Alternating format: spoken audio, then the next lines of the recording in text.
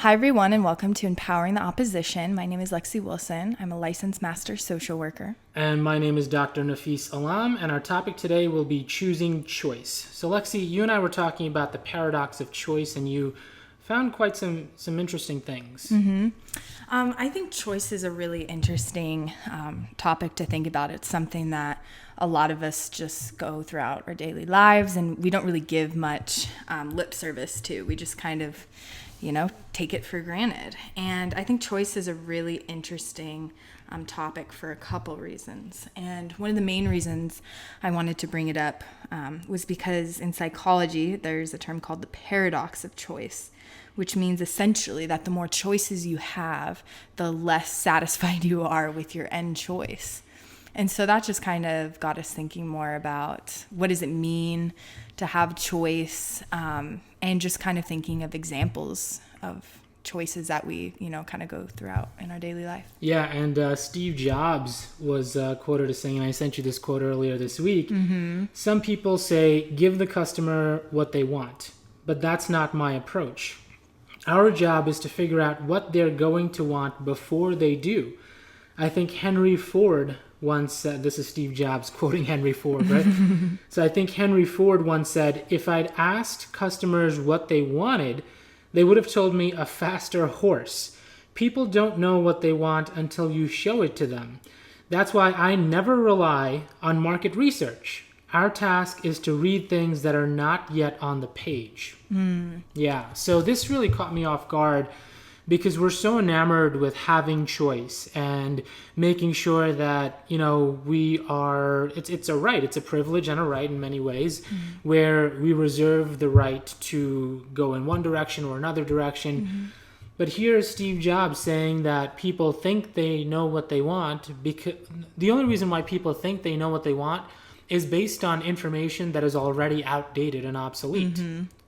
Jobs was obviously thinking about things that the general public at the time had no idea was even possible, right? So now we have Apple this and Apple that. Yeah, exactly. And the way I kind of like to think about it too, and to give some other interesting examples about choice and kind of the, what kind of goes on in our brains. One example I like to think of is like, when you go to a really nice restaurant and they have about 6 menu items, and it doesn't take you too long because there's not very many items on the list, and you make your choice, and research shows that you are actually far more satisfied with that decision than, let's say, if you go to like a restaurant that has like 5 pages of menu items, all slightly different, and there's just so many and they all sound so good, and you're like, what do I have? So I think that's kind of a really interesting way to look at it too. Well, the paradox of choice is such that once you've made a choice, you're stuck wondering about all of the other choices that you didn't make. And thus, when you have a whole lot of different choices to make, 100 items in a menu as opposed to 6, once you're eating that meal, you're saying to yourself, yeah, this tastes good, but could I have made a better decision? Versus the 6, you might have steak, lobster, salmon, and just, chicken. Was that 4? Yeah. What are like pasta, maybe a good salad. There you go. So if those were the 6 choices, I would obviously choose steak, 8 days out of the week, and I'd be happy with it just because of the fact that that's all that's there. Now, within the steak category, if I have to choose between New York and ribeye and prime rib and, well, I don't really like filet mignon, but let's say that I did. It's so good. I've never been a fan. I like the fatty cholesterol meats, which, I have high cholesterol. This is a great way to, I didn't know that. I got my vitals back. Not surprised, but I'm sure the people listening don't really care about my high cholesterol. But it's just that the fact that if you tell me that I'm going to get a steak as opposed to chicken, salmon, pasta and salad, then I'm happy. But if you're going to ask me what kind of steak I want, what temperature I want it cooked, do I want it Pittsburgh, do I not want it Pittsburgh? There's just so many different decisions that I'm making on the fly. And maybe I have thought about this decision on the drive over, which is kind of how I think whenever, I go out to a restaurant or we go out to a restaurant. I'll always scout out the menu, and I'll even rehearse my order in your head. Yeah. Well, not in my head. I'll do it in the mirror. I'm like.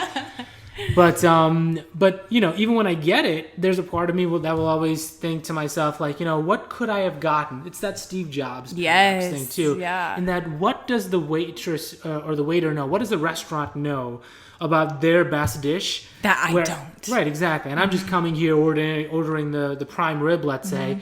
Meanwhile, they might have the best swordfish in town, and I wasn't even considering that. Yeah. So it's just, when you have that many choices, you're going to be stuck thinking about all the choices that you could have made. Now, the paradox of choice is not eliminated when there are 6 choices. It's just reduced from 100 some odd to 6. You're still going to think about, what if I ordered salmon? What if I ordered chicken? But at least it's not going to be, all around. Now, if you want to narrow it down even more so, and this is what today's podcast really is about with Empowering the Opposition, is the yearning for choice something that we are taught to believe that we want, when in reality we don't, right? And if we were given only 2 choices, left or right, steak or salmon, would that make it better? From this particular standpoint, it would. But what if we had no choice? What if we went to a restaurant and the restaurant decided what we were going to eat? I'd almost want to go. Yeah. Yeah, just because I'd be curious, and I think it's a different way of doing things. And, however, choice is equated so much to freedom, to justice. And so I think that's where we kind of ride this, fine line of choice and, still feeling free, but not feeling overwhelmed from all the choices. And I think another example of that, I know a lot of Bachelor lovers out there, I just had to throw this in here because I think it's a great example, is last season when Peter, had all those girls. He started off with 20 or something, and he narrowed it down to 3, and then he chose Hannah Ann. But then the paradox of choice set in, because he's like, I don't know, I think I made the wrong choice. So then he broke off the engagement with Hannah Ann. Okay. You should see Nippy's face right now. He's like, what is happening? Who's Hannah Ann? And then he goes for Madison, and he breaks off with Hannah Ann, tries to work out with Madison. That didn't work out. That lasted 3 days. And then now he's dating his 3rd or 4th choice now. But anyway, it's just such a good example of how when you have so many choices, people question themselves and don't trust their judgment, or aren't as satisfied with the end choice that they made. And so, I just think there's a lot to this, and to consider about it. So let's consider the opposition, right? Let's empower the opposition, and let's make an argument that choice is a good thing. So I've heard this said too, in that, we'll take it from the relationship standpoint, in that the existence of Tinder and apps like Tinder, which, if you don't know, I don't know where you've been living, but essentially, just as a recap, you download Tinder, you upload some of your pictures, you like a picture that you see, you swipe right, you don't like a picture you see, you swipe left. This is just from a friend. It's not like I have Tinder. Right? A friend of a friend. Right, a friend of a friend of a friend of a friend. It's my dog's friend's cousin's wife's dog's sister, yeah. Right. Mm-hmm. So I have Tinder, and so, you like a picture, you swipe right. Yeah. Mm-hmm. And you don't like a picture, you swipe left. Now, we could talk about that particular angle later, but more importantly, what I wanted to talk about in regards to choice is that there's an argument to be made that Tinder culture actually enhances committed relationships, and this is the reason why. Because of the fact that Tinder is so prominent, everyone knows about it, it's free, anyone can download it at any time. Yeah. Prior to Tinder culture being in existence, many people, not most, not all, obviously there's no statistics on this, but many people would enter into a monogamous committed relationship for the purpose of sexual access. Mm-hmm. Now, sexual access is only a swipe away, right? And since that is only a swipe away, when you choose to be in a committed relationship with someone, you're doing so not because necessarily of sexual access alone, but because you find something deeper in the person that you're with. So this is sort of empowering the opposition and speaking on behalf of the opposition, in that perhaps having a myriad of choices means that when you do make a choice and you commit to a choice, you've considered all of the choices. All the other You've options. swiped through all of your zip code. And clearly I'm done with 83702, now moving on to 837. Right? So you're done with all of that all the choices that you can make, and now you're committing to one, knowing what else is out there. Right, knowing what you're now choosing to miss out on. Yes. Right? Yeah, that's a really interesting perspective. I've never thought about it in that way, which obviously is the point of this podcast. Yeah, and I've brought this up to my students too in the past, and most of my students will do this exercise. I'm like, would you want your significant other to know about Tinder? Like, no, I don't want them to know about Tinder. I don't want... And then they have it, or just that it exists? Well, I don't think that having Tinder in a relationship... Yeah, that's probably not it. Right, but just the fact that it exists. Knowing that it exists, you know... Because Tinder has also been used in some relationships where, you know, people will be like, well, you know what? If you're going to be mean to me, I could just download this and have your replacement here in 30 minutes. That's toxic. You know? Oh, yeah. Oh, it's definitely toxic. But that's exactly what makes Tinder culture so beneficial to some relationships. Is that any relationship can now become very easily toxic. Yeah. Because you don't have to go out to a bar. You don't have to get dressed up. You don't have to do anything. You just have to download the app, swipe for 5 minutes, and, you know, I mean, this is just reality, right? We can laugh about it all we want. Swipe for 5 minutes, and another 30 minutes, you might have some stranger coming over to your house, right? And that's it. You know, you might not even know their full name sometimes, right? So, like, when you're in a relationship now, that part of you know, the equation, you know, that can be taken care of anywhere else. Yeah. So when you actually enter into a relationship now, you're doing so because of reasons deeper than just sexual access. Now, obviously, when I mentioned that, I was like, there's still apprehension. It's like, no, I'd much rather not. And then I started to think about, now this is going to be really empowering the opposition and going way off the cliff here. Let's hear it. But maybe... we're not gonna make many fans after this episode. Right? At least I'm not. But hopefully you'll have a counterpoint to this. So my interpretation of Tinder culture is that knowing that Tinder exists forces you to be the best significant other you can be, because you know you can be easily replaced. But you're also using Tinder and saying that I'm expecting the person that I'm with to also always be the best that they can be, because they too can easily be replaced.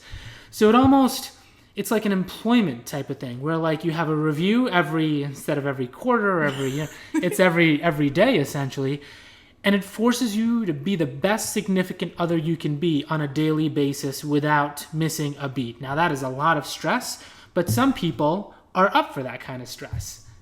What do you think?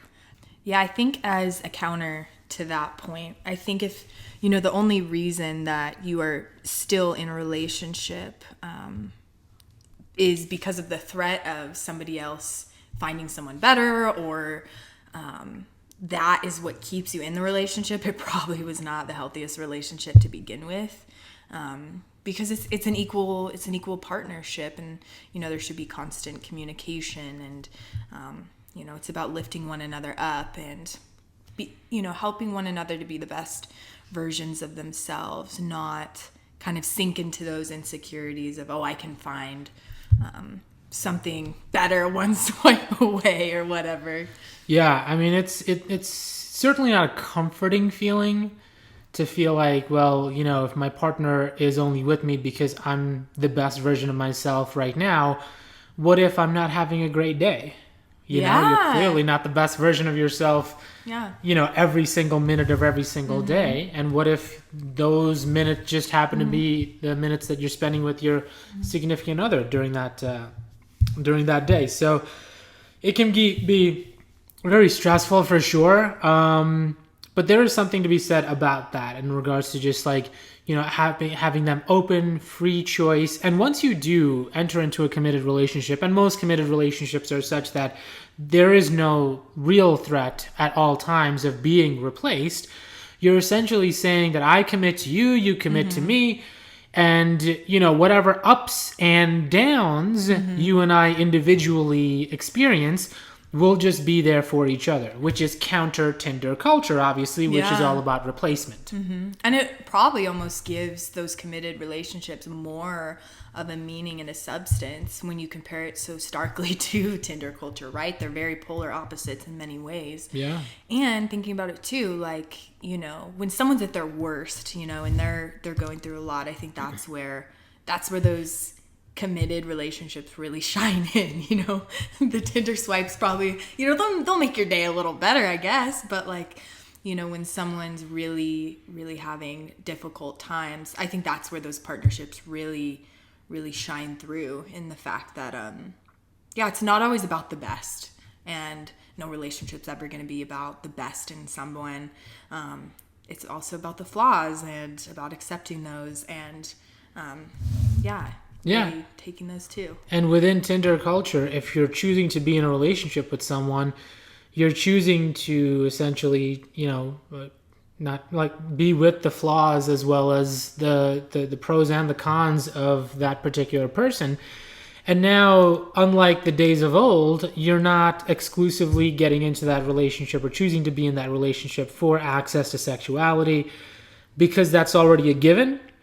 Now you're entering into relationships for more meaningful reasons, or so that is the claim, right? Now there's obviously, for every point there's a counterpoint, for every position there's a counterposition, and the counterposition to this is that the fact that the paradox of choice, which is what you started off with, is that because of Tinder culture, relationships are suffering. And we know this from a statistical standpoint because fewer people are choosing to be in committed relationships. I'm not just talking about marriage. The marriage rates are declining like crazy. No one's getting married these days. But in addition to that, fewer people are choosing to be in long-term relationships because they can just find someone else tomorrow. And the novelty of finding someone new, and even if the person that you find that's new isn't as good as the person that you were with yesterday, it's still someone new. And the novelty can be very attractive to some. So I would argue that Tinder culture has enhanced the quality of relationships by decreasing the quantity of relationships. That is a good point too, in the fact that those who probably don't necessarily would only be in relationships for that reason are no longer just in relationships because they're able to, do their thing without being in a relationship. So that is also a good point. Yeah. Let's take it the other direction now, from Tinder culture to arranged marriages, where there is literally no choice. Now, this might not be a surprising statistic to people now, but to me it was when I learned this, I think like 10 or 12 years ago. The potential for an arranged marriage to not end in divorce is better.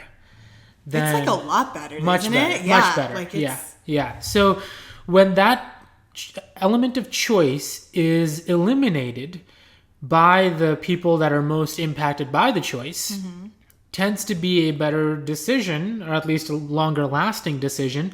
What do you think about that? About arranged marriages, the paradox of choice, and just the idea that arranged marriages last longer than non-arranged marriages? Well, I think there's so many different ways you could really go with this. I think arranged marriages are really fascinating to me. My first instinct would be like, hell no, like no one's telling me what to do or who to marry, like not happening. But then on another hand, like I actually watched this show on Netflix. It's called the Indian Matchmaker, and it's more of a modern look on arranged marriages. But it's so fascinating, like thinking about the choices and how, families get to know each other before they get married. So you don't really have that whole situation with the parents. A lot of times it's the same cultural background. So I think there's a lot to be said about a lot of problems that could arise in marriage are already eliminated because of the choice that is made. So I think that is pretty interesting. And then another part too that I would question is, are people not getting divorced because there's a societal expectation you do not get divorced. This is not a choice. I question that. Like I would be very curious to see, the true opinions of people in those kind of situations, right? So you mean like as far as opposing this particular viewpoint, it's not that, and correct me if I'm wrong, obviously, it's not that arranged marriages last longer because people in arranged marriages are happier. Rather, they last longer because of the investment made by more than just the two people. In which case, if the two people were to get divorced or separated or something, then there would be more consequences than just for the two people alone. And then they feel pressured to stay in those marriages longer as a result. Yeah, I mean, that's exactly what I was thinking. That could be one factor in there. I know some cultures are like, you absolutely do not get divorced under any circumstances. So that could also play a role. I just think it's so interesting because the way love in particular and romance is viewed in different cultures is so different. Like, in America, it's all about choice, freedom, The Bachelor, like Tinder, and so it's so different. And I think, just growing up, I've talked about this in some of the classes I was in last year, but about even from like as a young girl, all you watch is these dumb princess movies, and it gives you a really distorted perception on romance and love and your role as a woman and what a man's supposed to do and what love's gonna be like. Big surprise. Yeah. Not that way.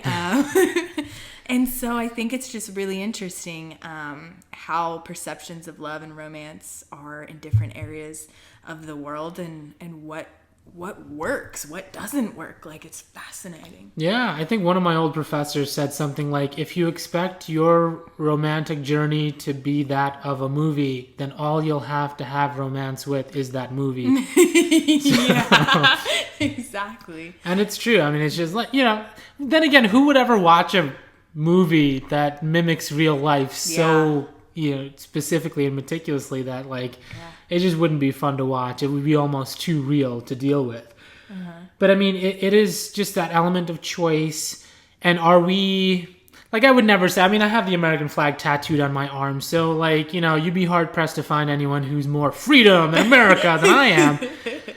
But at the same time, like, I pride myself on always thinking about opposing viewpoints to mine. And there's a good argument to be made that eliminating choice and obviously eliminating freedom, which I would never do. I would never be on the side of, but again, what is this called? Empowering the opposition. By eliminating freedom, by eliminating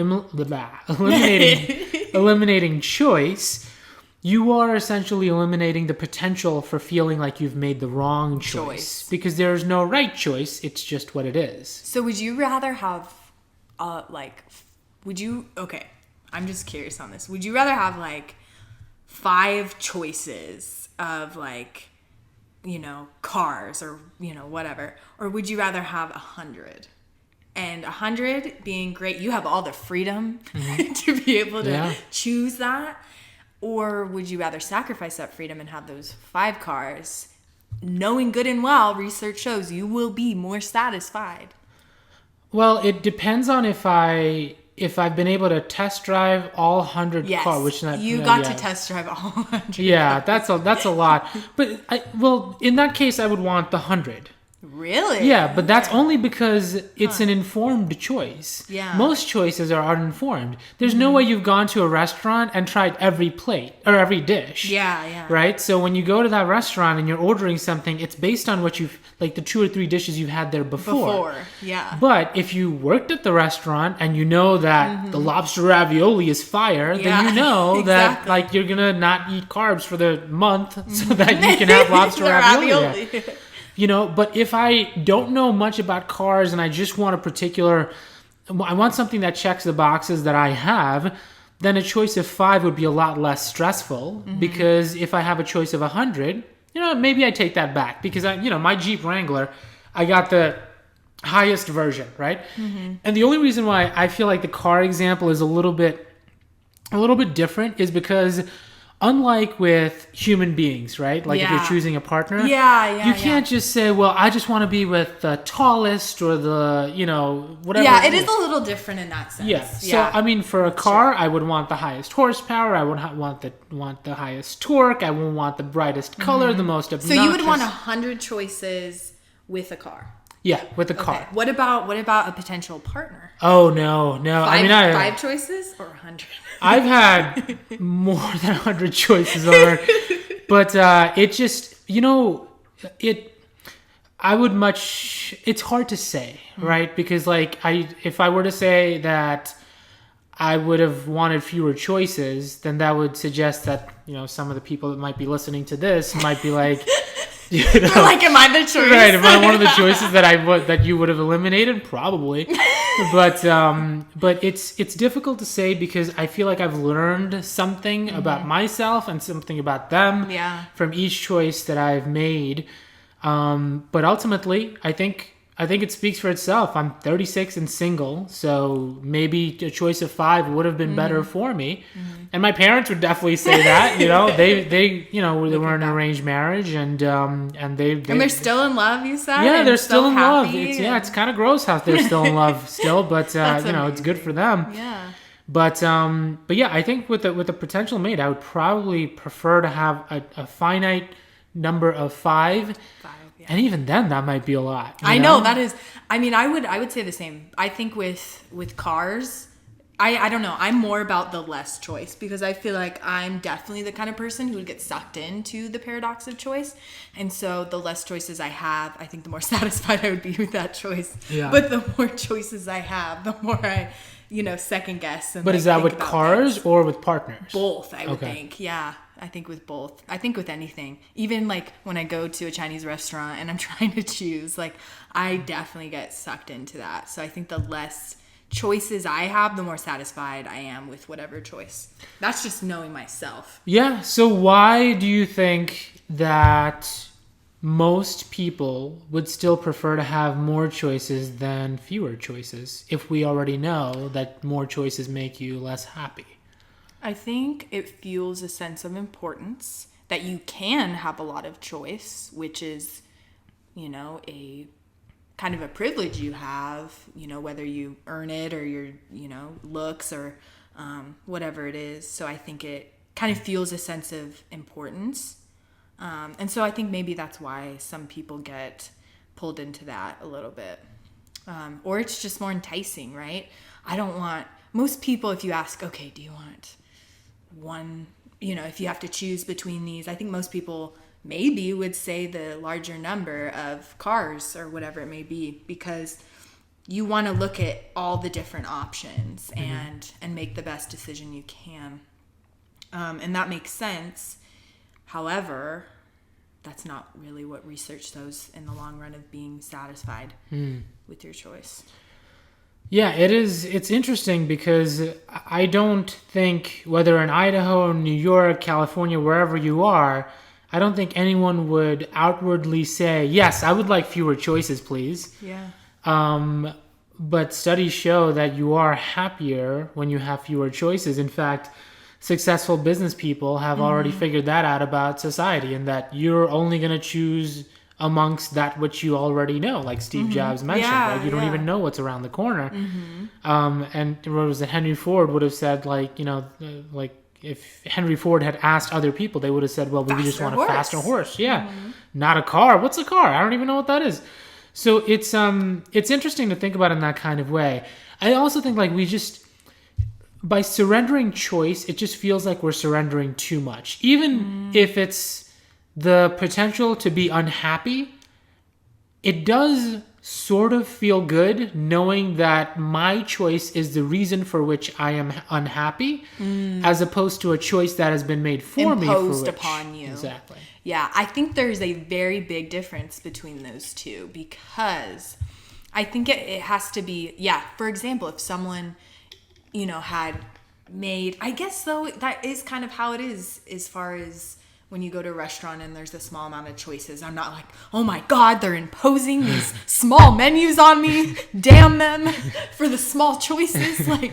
No, I don't think of it in that way. But if the government was like, all right, you have a couple choices of occupations, 1, 2, 3, you must choose, then I would be that would upset me, right? Because that's taking away my autonomy and my ability to decide what I want to do with my life.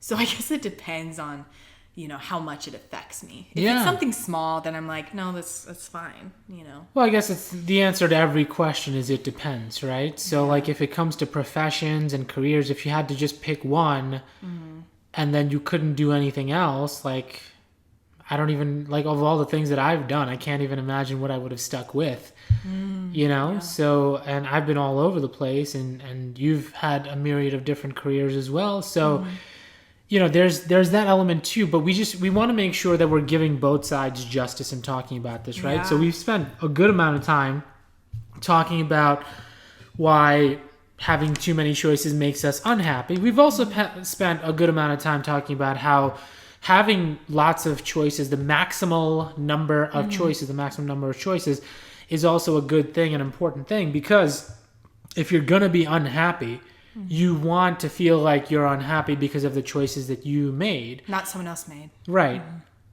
Or is that the case?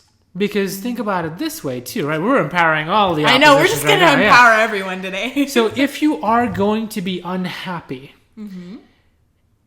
wouldn't you feel better being able to blame someone else for your unhappiness and say, well, I didn't have a choice for this anyway, so it's not my fault? Well, I think you see that happening all the time. I think when people are unhappy, I think one of the quickest things as humans we do is blame, oh, it's my boss, or it's my this or that, or my spouse or my kids or my, whatever. So I think we do see that, and I'm glad you brought that up, because and as much as we want to say that we don't have choice in some of those matters, we do. At any point, someone who let's say just hates their job, right? At any point, like, needless to say, if they have kids or a wife, that's different. But if they hate their job and hate their boss and they're unhappy and they're not doing anything about it, they at any point in time do have the choice to move, to go somewhere else, to get a different job. But we just as humans love blame. We love to place blame. Yeah, I mean, it's an internal locus of control versus an external locus of control. Yep. And the less we can blame ourselves, the better we feel. But there are some who can actually turn the lens inward and understand that the majority of happiness comes from within and not from the outside. Yeah. That was some Buddhist monk stuff there. I was dropping knowledge. That was deep. Yeah, I don't know where that came from. That was good. All right, I got to shake it off now. No, I like that. But I mean, it's so. Well, I guess where we're leaving this is just that would I choose choice? It depends on what I'm choosing on. For cars, I think I would prefer to have a myriad of choices. For significant others, I think I would want a limited number of choices. But then, I'm speaking as someone who has all these choices. What we haven't taken into account is that for some, it isn't a decision to have choices or to not have choices. Yeah. And you and I cannot simulate what they must be feeling like, because they are forced into living the life that they're living. And who's to say that they're actually truly happy, or if they've somehow convinced themselves of such. So I think it's we want to empower the opposition. We want to consider the opposing arguments all the time. I mean, after all, this is what this podcast is about. Yeah. But I think we also have to be very upfront with our own limitations, having grown up, both of us, Lexi and I, in places where we've just had freedom to do whatever we wanted to do and say also freedom of speech, right? Say whatever we've wanted to say. There are plenty of nations out there. We do have a little bit of oddly enough, international listeners. So thank you for that. Oh yeah, I did see that. So, you might be living in a situation where you just don't have the freedom to say what you think or do what you want. And for you, this conversation is moot because you couldn't choose choice. And I think the title of this podcast, is also indicative of the direction of this podcast, and that we, Lexi and I, have the choice of choosing choice. Tongue twister. But some of our listeners don't have the choice of choosing choice. They are stuck with whatever they have and whatever direction they're going into. And for them, they might see this as blasphemy. And just like, why would you ever consider like having fewer choices? That's true. I mean, we do live in a place where I think we take for granted the choice and a lot of the rights, that we do have. And it is, kind of interesting to consider that other perspective, because I'm sure a lot of people, within those countries and cultural contexts would, give anything to have choice, to be able, choice of movement, choice of words, choice of occupation, to be able to say and do as they wish. And so I think, the point of this podcast is not like, I think anyone in those circumstances would want choice and to choose choice. I think it's when, especially in Western society, where we have nothing but choice for the most part, right? And then, the more educated you get, the more money you make, the more choices you get, it just, continues. And so, yeah, there's a lot of people out there we know who don't have, those kind of choices. Yeah. So I think it's important to always just count your blessings and understand that we're in a position of privilege. We might not be the most privileged group, but we are certainly privileged in relation to some others. And it's important to understand that there are some who don't even have the benefits and the luxuries. Oh, absolutely. That we have here. Yeah, I will never forget. I did this service trip in my undergrad to Nicaragua, and we were in this small village in the middle of the forest, and there was this girl who she was one of the only girls to go to high school, and she would have to walk like 10 miles to catch this bus that would go another couple hours to the high school. Like, it was crazy. And this girl would just go so far out of her way, would have to wake up super early in the morning just to be able to go to school and do all these things. And I'm like, wow, like, I had a school bus. It took, 20 minutes to go to school. Like, we really don't understand, I think, how lucky a lot of us have it. Well, that might be a topic for a different podcast. And do we devalue things that are given to us with very little work, even if that which we're getting is actually very valuable, like in education? Yeah. Like, how many people in the United States, don't really value a high school education, but then, like yourself, you take a trip overseas and you realize that even an elementary school education is something that is, hard to come by, and those students clearly appreciate that more. Oh, absolutely. So we could have a podcast about do you only appreciate things that you have to work for? Can you appreciate something that you have not had to work for? But that's a topic for another day. Time. Well, that's all the time we have for today. I'm Dr. Nafis Alam. And I am Lexi Wilson, a licensed master social worker. And this has been Empowering the Opposition. See you next time.